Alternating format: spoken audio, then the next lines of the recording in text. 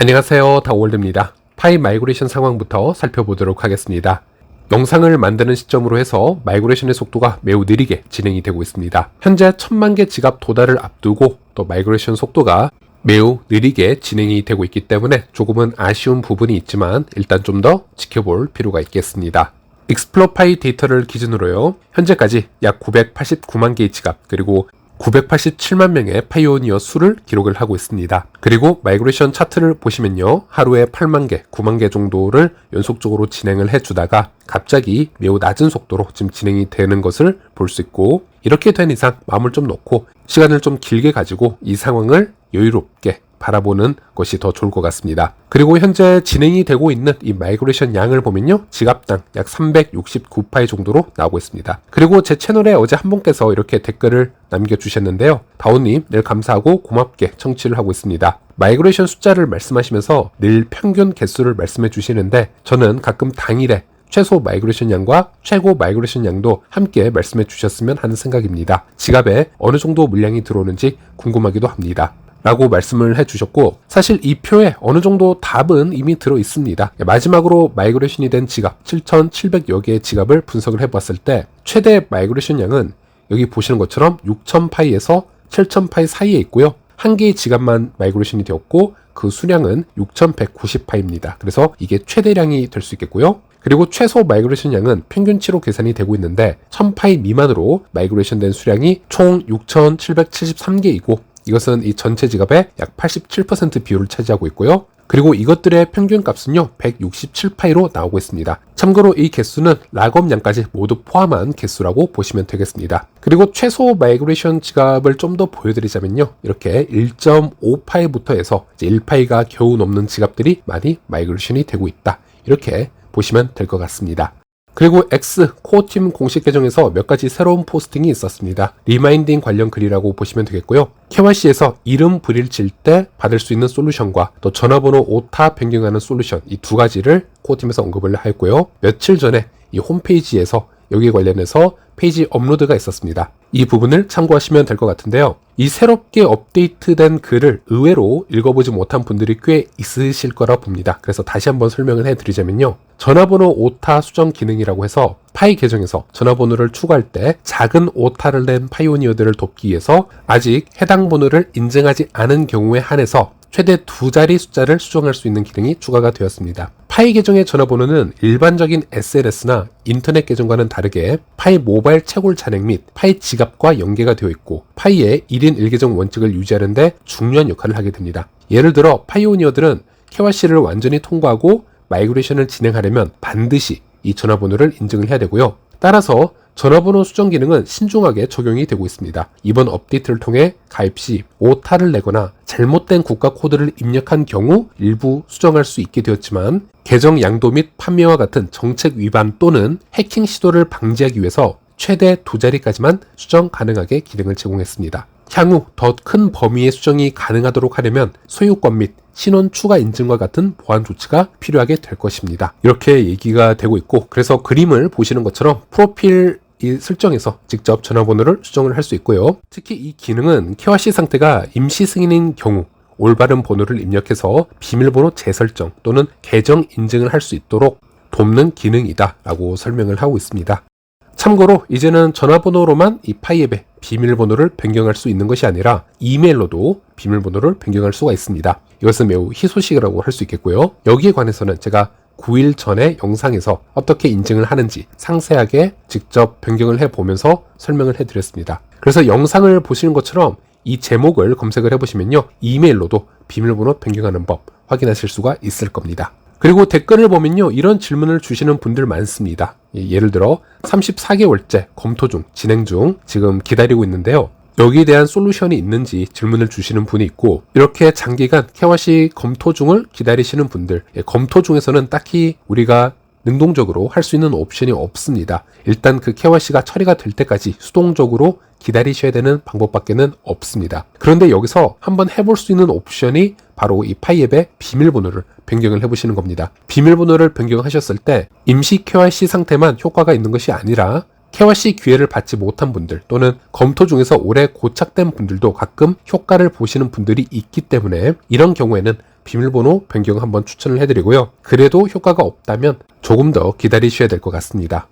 그리고 이름 불일치 문제, 이 해결에 관해서도 한번 살펴보면 현재 이름이 달라서 KYC 신청을 통과하지 못하고 있는 케이스인 경우에는 새로운 솔루션이 도입이 되었죠. 잘못된 정보를 수정해서 KYC 신청을 다시 제출할 수 있도록 재심사를 요청할 수도 있고, 또는 KYC 이름에 맞게 파이 계정 이름을 수정할 수 있지만 대신 일부 모바일 채굴 잔액을 포기를 해야 되는 페널티가 적용이 될 수가 있습니다. 이 옵션 중 선택할 수 있는 기능이 제공이 되고 있고, 이 기능을 사용할 수 있는 대상자로는 이름 불일치로 인해서 KYC 신청이 거부된 파이오니어 중 단 한 번만 해당 사유에 이의 신청을 했으며 그 신청조차 거부가 된 경우에 한해서 이 기능을 사용할 수 있다 라고 설명을 하고 있습니다. 그래서 이름이 다르다고 해서 처음부터 이 기능을 바로 사용할 수 있는 것이 아니고요. KYC 신청을 일단 하셔야 되고, 그리고 거부가 되었고 다시 한번 이의 신청을 했는데 또 그 신청이 거부가 될 경우 그 다음 이 기능을 사용할 수 있게 된다는 것이죠. 이 부분을 기억을 하시면 되겠습니다. 그리고 최근에 이 파이코어 팀을 사칭한 이메일이 계속 날라온다라고 합니다. 이 스캠 이메일을 한번 해석을 해보면요. 우리는 곧 오픈 메인넷을 전환할 예정입니다. P2P 옵션을 활성화해 주세요. 활성화하려면 이 링크로 이동을 해서 P2P 옵션을 활성화해야 됩니다. 계정을 삭제하지 않으려면 반드시 활성화하세요라는 이 스캠이고요. 결국 이 스캠 사이트가 원하는 것은 우리가 여기 접속을 해서 여러분의 비밀 구절 24개 영단어를 어느 곳에 입력하도록 유혹을 하는 데 있겠죠? 그게 그들의 최종 목표라고 보시면 되겠습니다. 그래서 절대 속으시면 안 되겠습니다. 그리고 우리가 파이앱에서 이메일 등록이나 이메일을 통한 비밀번호 변경을 해보시면요. 여러분의 이메일 주소로 파이코어 팀의 진짜 이메일을 받으실 수가 있습니다. 그리고 그 진짜 이메일은 이렇게 생겼습니다. 이 주소도 이렇게 확인을 해보시고요. 즉 이 이메일은 인증용 이메일이기 때문에 여기 어떤 답장을 하신다고 해서 답변이 올 수는 없는 이메일이라고 보시면 되겠습니다. 그래서 이 오리지널 코어팀 이메일과 이 스캠 이메일의 차이점을 구분을 하실 수가 있어야 되겠고, 그리고 코어팀이라고 해도 여러분의 비밀구절 24개 영단어를 질문을 하지는 않습니다. 그런 입력을 유도하는 링크나 사이트를 공유하지 않습니다. 그래서 그런 부분은 여러분들이 신경 쓰셔서 구분을 하시길 바라겠습니다. 그리고 최근에 올라온 이 아프리카 로지스틱스, 이 미디어에서 말하는 파이 현재 분위기 잠시 살펴보도록 하겠습니다. KYC 문제는 지속이 되고 있다. 과연 파이 네트워크는 메인넷 공개 이전에 신뢰 문제를 극복할 수 있을까? 라는 타이틀이고요. 내용을 요약을 해서 한번 살펴보자면 2025년 2월 초 많은 사용자들이 KYC 인증을 완료했지만 여전히 기술적 문제 등으로 인해서 어려움을 겪거나 지연이 되는 경우가 많습니다. 파이코어 팀은 기간 내에 KYC를 완료하지 않으면 사용자가 채굴한 파이코인의 대부분에 접근할 수 없게 될 것이다. 이렇게 강조를 해왔고요. 이러한 상황은 당연히 커뮤니티 내에서 불안을 증폭시키고 있습니다. 결과론적으로 KYC를 완료하지 못한 사용자는 자신의 파이 자산이 무기한으로 잠겨버리는 위험에 처할 수 있습니다. 특히 KYC 신청 지연 및 거부된 사례가 증가하면서 프로젝트 운영에 대한 신뢰가 흔들리고 있는데, 불명확한 가이드라인, KYC 영상 제출 과정에서 발생하는 기술적인 문제, 또 라이브니스 체크 제출 시에 조명 부족 및 영상 품질 문제 등등이 지적이 되고 있는 상황이라고 보시면 되겠습니다. 결론적으로 이제부터 향후 몇 주가 파이 네트워크의 미래를 결정한 매우 중요한 시기가 될 것이고, 이 문제를 어떻게 해결하느냐, 여기에 따라 장기적인 성공 가능성도 결정이 될 것이다. 이렇게 얘기를 하고 있습니다. 그리고 마지막 결론을 보면 앞으로의 여정이 쉽지는 않겠지만 이 적극적인 조치와 효과적인 소통이 이루어진다면 파이 네트워크는 여전히 암호화폐 시장에서 확고한 입지를 다질 수 있을 것이다. 이렇게 설명을 해서 현 상황에 대해서 너무나 객관적으로 좀 분석을 해 주었다라고 봅니다. 파이 프로젝트가 너무나도 혁신적인 아이디어로 시작이 되었고, 이 글로벌적인 팬덤과 커뮤니티를 구축을 하는데 1차적인 성공을 하였다라는 데에는 의심의 여지가 없습니다. 덕분에 이 파이코인을 통해서 이 실물 거래 매개체로 여러 실제 사용 사례를 만들어낸 특별 케이스도 지금 존재하고 있고요. 하지만 이 모든 것들은 신뢰를 기반으로 구축이 되고 있는 것이고, 이 신뢰가 무너지지 않고 프로젝트가 다음 단계로 진전이 될 수 있느냐 없느냐는 이번 2월 3월에 크게 결정이 나지 않을까, 이렇게 보시면 되겠습니다. 네, 그리고 이번에는 암호화폐 시장 잠시 살펴보도록 하겠습니다. 어제는 비트코인 및 알트코인, 이 암호화폐 시장이 크게 흔들렸던 날이라고 보시면 되겠습니다. 어제 영상에서 말씀드린 대로 이 트럼프 관세 정책으로 인해서 불확실성이 커지면서 주말 기간 동안 암호화폐 시장은 계속 거래가 되고 있었기 때문에 주말에 휴식을 취하고 있던 타 자산 시장보다는 더 큰 영향을 받았다, 이렇게 우리가 해석을 해볼 수가 있겠고요. 영상을 찍는 기준으로는 10만 달러에서 움직임을 보여주고 있습니다. 참고로 제 채널에서 파이 하시는 분들 중에서 우리가 왜 비트코인 가격이나 이런 시황을 알아야 되냐라고 질문을 주시는 분들이 있습니다. 이제 파이가 오픈 네트워크로 전환을 하려면요, 앞으로는 비트코인 가격이 어떻게 움직이는지, 그리고 파이 외에도 이 시장에서 어떤 주요 사항이 있는지는 무조건 아시는 게 좋습니다. 현재 비트코인이라는 것은요, 그냥 시가총액이 큰 코인의 개념을 뛰어넘어서 암호화폐 시장의 지수라고 보시면 되겠습니다. 그래서 비트코인의 가격의 움직임의 이해도가 제로인 상태에서 파이만 하게 된다면요, 이것은 마치 일기예보를 전혀 확인하지 않고 항상 외출을 하시는 것과 같습니다. 그래서 일기예보를 확인을 하지 않았기 때문에 괜찮은 날도 있겠지만 확률적으로 비가 오는 날은 나의 옷이 바로 젖어버릴 수도 있고요, 오늘은 왜 이렇게 더운지 이런 부분을 미리 아는 것과 모르는 것은 매우 큰 차이라고 할 수 있겠습니다. 어쨌든 이제는 파이가 오픈 네트워크로 나아가서 이 전체적인 시장과 연관이 돼서 유기적으로 움직이게 될 텐데요. 그래서 이 시장 상황을 조금이라도 아시는 게 유리하다라고 말씀드릴 수 있겠고요. 그래서 다시 돌아가서 어제는 이 시장이 하락을 하면서 특히 이 선물 시장 청산량이 매우 크게 나왔습니다. 이더의 롱 청산이 비트나 타 암호화폐보다 더 큰 볼륨으로 나왔는데 그 이유를 잠시 살펴보면요, 이번 강세장에 들어서서 이더리움이 사실 큰 상승 모멘텀을 보여주지 못하고 있는 상황입니다. 이더리움의 현물 ETF가 승인이 된 이후로도 이더는 큰 상승을 보여주지 못한 부분도 있고요. 그리고 이제는 솔라나와 리플 XRP에 비해서 여러 호재성도 좀 적고 기술적인 부분에서도 이더리움의 경우에는 확장성이 부족하기 때문에 레이어 2에 의존을 해서 생태계를 키워가는 성향이 있습니다. 그에 반해서 솔라나나 리플 같은 경우에는 레이어 1 자체에서 충분한 확장성을 보여주면서 여러 생태계를 키워주고 있기 때문에 이런 내러티브 싸움에서도 조금씩 밀리는 부분이 있어 보입니다. 그래서 한동안 이 이더가 답답한 상황을 유지하고 있었는데, 그리고 얼마 전에 이더리움의 상승 모멘텀이 포착이 되었다, 이런 기사들이 조금씩 나오기 시작을 했죠. 그래서 많은 분들이 이제야 드디어 메가 알트장이 한번 시작이 된다면 이번 포문은 이더가 드디어 먼저 열 것이다, 이런 계산을 했을 거라고 생각을 합니다. 그래서 며칠 전부터 이더에 대한 이 롱 베팅이 정말 많이 들어온 상태였는데요.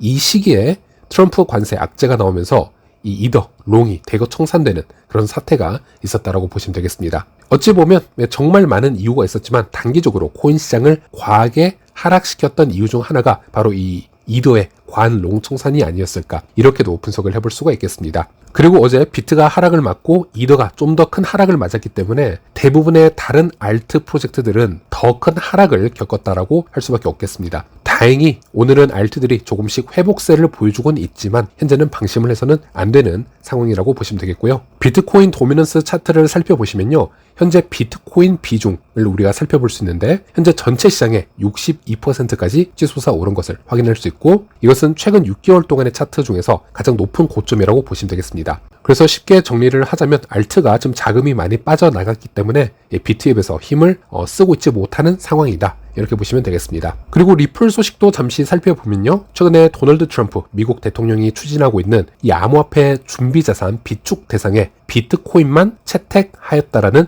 보도가 미디어에서 나오고 있고, 그래서 그동안 비트코인과 함께 준비자산 비축 대상의 이 후보로 올랐었던 XRP나 솔라나 등은 채택이 되지 않을 것 같다라는 이야기들이 나오면서 이 리플 XRP 가격이 어느 정도 지금 가격이 반영이 된 것 같습니다. 이제 실망 매물이 나올 수 있다는 것이죠. 동시적으로 XRP 이제 보유 고래들이 이를 매도하기 시작하면서 타 알트보다 이 XRP가 조금 더 큰 하락세를 보여준 부분이 있습니다. 그래서 전체적으로 분위기는 지금 좋지 않고 지금 조정 양상을 가져가고 있는데요. 또 이렇게 암호화폐 시장이 흔들릴 때 이런 퍼드 뉴스가 나와주면 개미가 털리기 딱 좋은 시점이라고 보시면 되겠습니다. 한 예로 빌 게이츠나 노벨 경제학 수상자들이 암호화폐에 대한 비판적인 전망을 내놓은 부분들을 미디어에서 계속 실어주고 있는데요. 예를 들어 암호화폐는 가치가 없다, 결국 미래에 영혼으로 수렴할 것이다, 이런 주제의 이야기라고 보시면 되겠습니다. 그런데 우리는 이 부분을 항상 알아야 됩니다. 전통 금융권과 경제학자들은 기존 시스템에서 성장을 했고 그 논리로 본인들의 업적을 이루어냈기 때문에 탈중앙화된 금융 시스템에 대한 거부감이 강하다라고 할 수 있겠습니다. 그래서 과거에도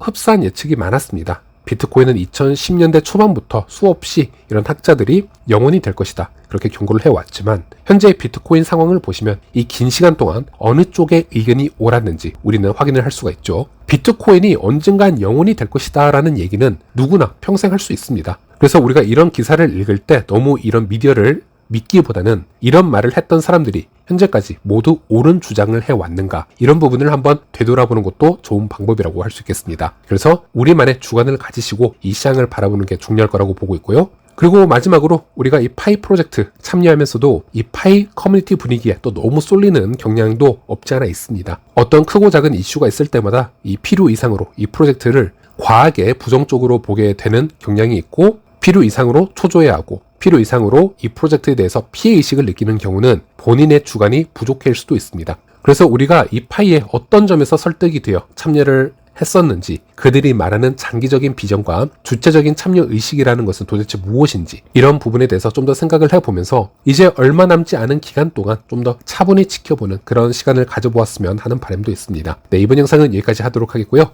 다음 시간에 다시 찾아뵙도록 하겠습니다. 시청해주셔서 감사합니다.